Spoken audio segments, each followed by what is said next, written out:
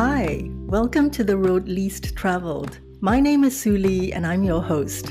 In this podcast, I share with you what I've learned from my journey of self-awareness and spiritual awakening, and also some simple and practical tips to help you in your own journey. So stay with me. Let's work this thing out together.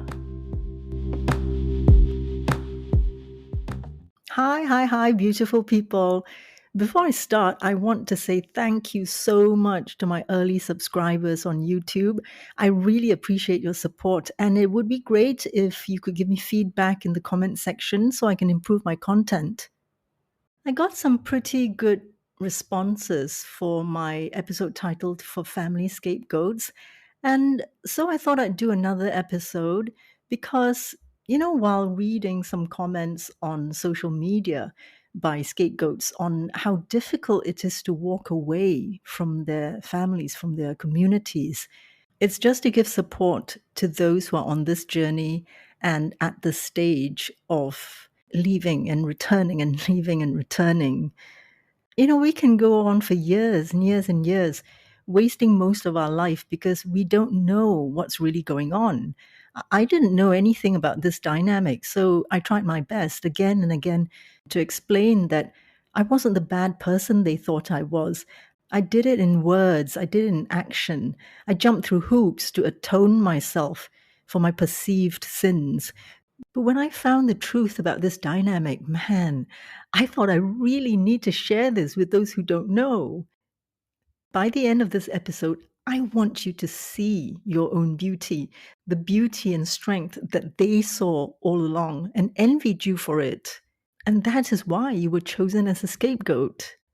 Now, I've already done a basic episode on scapegoats. It's titled For Family Scapegoats. And when I got a comment from someone who expressed such deep gratitude, I felt her relief and validation. And so I decided to do a sequel to that, which is How to Walk Away.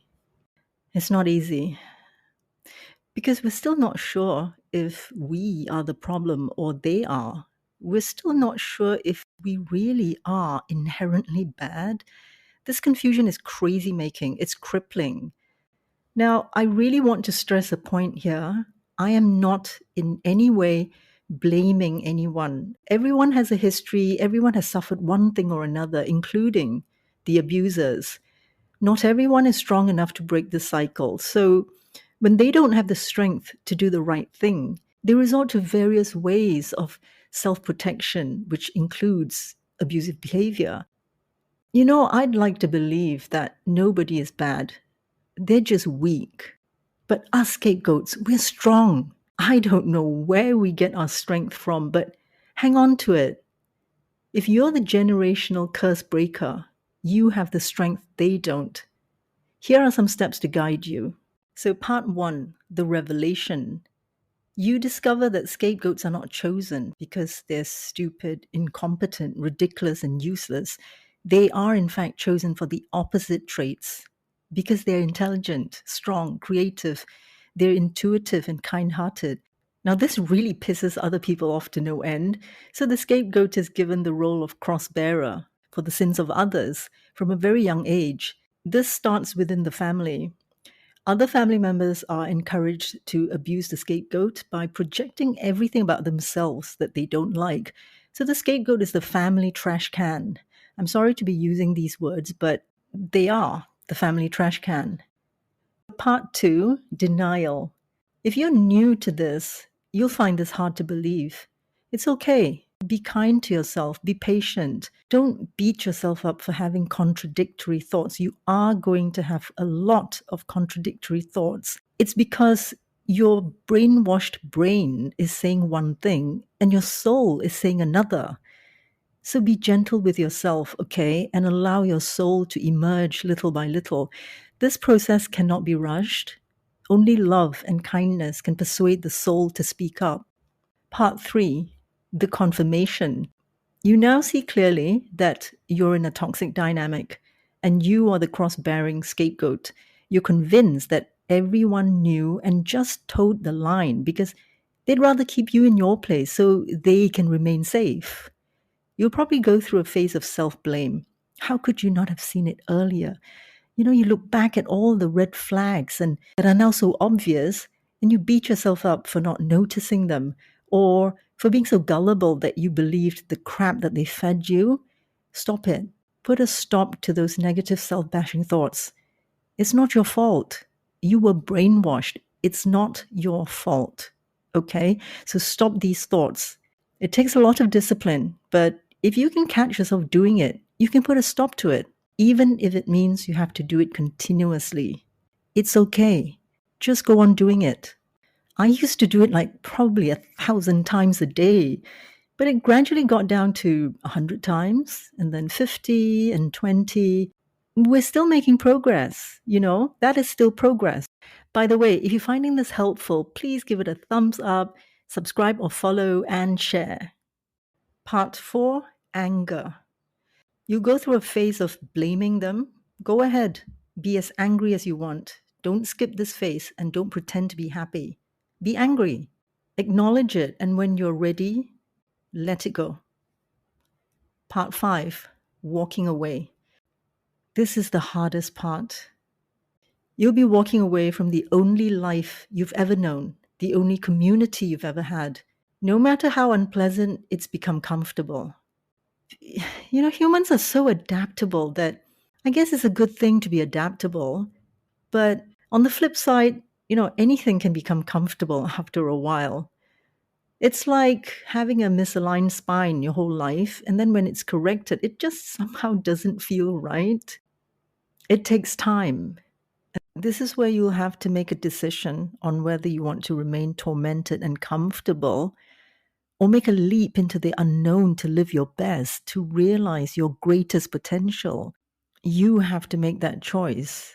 The thing is, we were trained to jump through hoops, to catch that elusive and unattainable carrot. We kicked a ball through goalposts that kept shifting, bars that kept being raised so we could never reach it. And now we habitually, and I'd say robotically, chase after people who don't care. That was always the name of the game. So let's change the rules of this game. You might also need to stay away from friends for a while. Many of them will try to convince you not to walk away from your family, and this will make you doubt yourself. They don't understand. Remember, you've been gaslighted all your life, and you cannot afford to go back there. Now, just be prepared that some people will see you as the bad person. I don't want to sound negative, but it may happen. Okay, so just be prepared, and you'll need the strength to accept that. Don't try to explain. I mean, explaining yourself has been a lifelong habit, hasn't it? Break that habit. A lot of weird things are going to happen within the family. They'll either pretend to be nice or gossip about you, ignore you like you don't exist, or create the drama of a lifetime. All hell breaks loose, or nobody talks about it. It's as though you never existed. However, there is one thing they cannot ignore. The trash can has left the building. Suddenly, it occurs to them that there's nowhere to throw their trash. What now? So they'll either scramble to find a replacement, or the scapegoat could still be the trash can remotely. This might be in the form of a smear campaign, or maybe not. Who knows? They may not even be awake enough to plan a smear campaign. I mean, who knows? Don't waste your time speculating. Let them be whatever. When you've walked away, that's when you need you the most. Be there for you. Hold your own hand. Talk to yourself in gentle and loving ways. Eat healthily, exercise, do some gardening, paint, sing, read, swim. I don't know, love your pets more. Talk to your plants. Whatever it is, your objective is to learn to self-soothe. Okay? You must find it within yourself. If some of you are thinking, nobody loves me, not my family, not my friends, nobody. This is what was programmed into you, and you believe it. However, this can be a blessing in disguise, okay? You can turn it around and say, well, since nobody loves me, I just have to figure a way to love myself.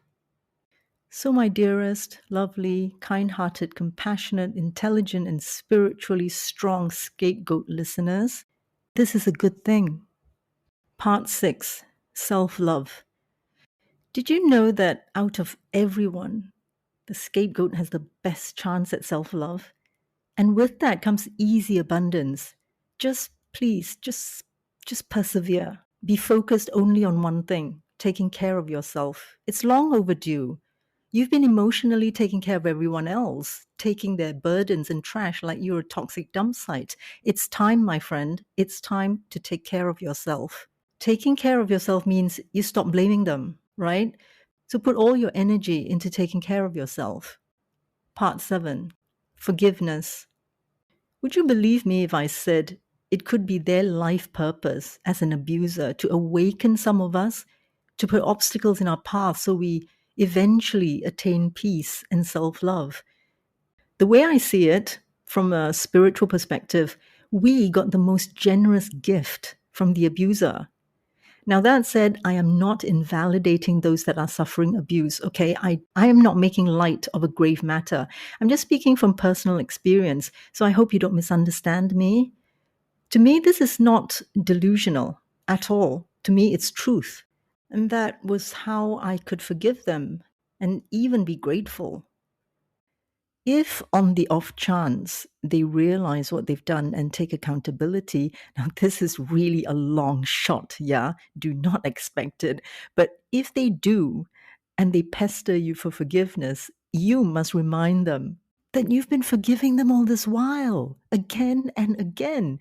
And you must make it clear that forgiveness doesn't mean they can just continue behaving badly and everything is fine and brushed under the rug.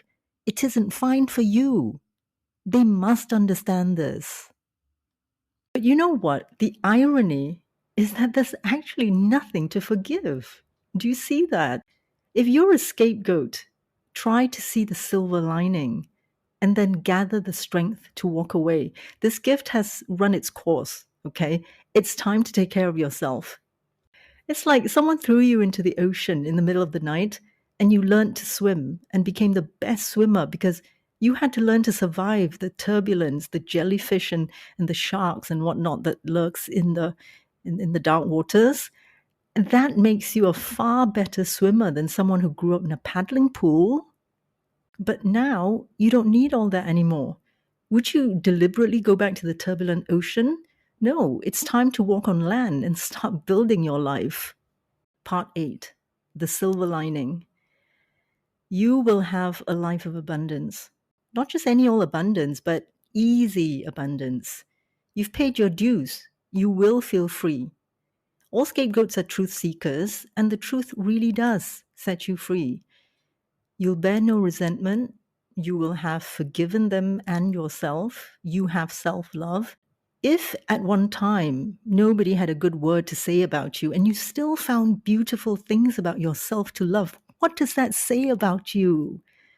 I'll tell you what it says about you. You are so much stronger than you were led to believe. Of all your qualities, strength of character is what sets you apart.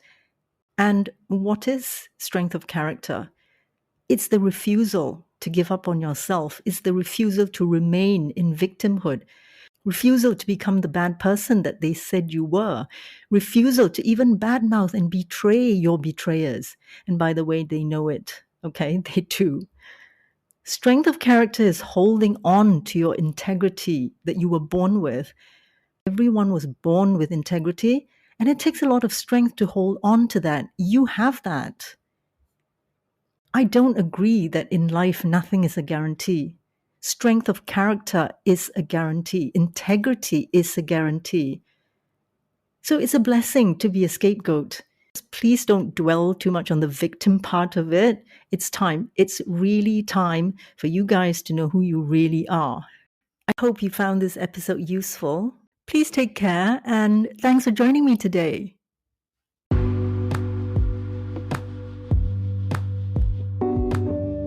Thank you for listening. If you found this of value, please follow and share it.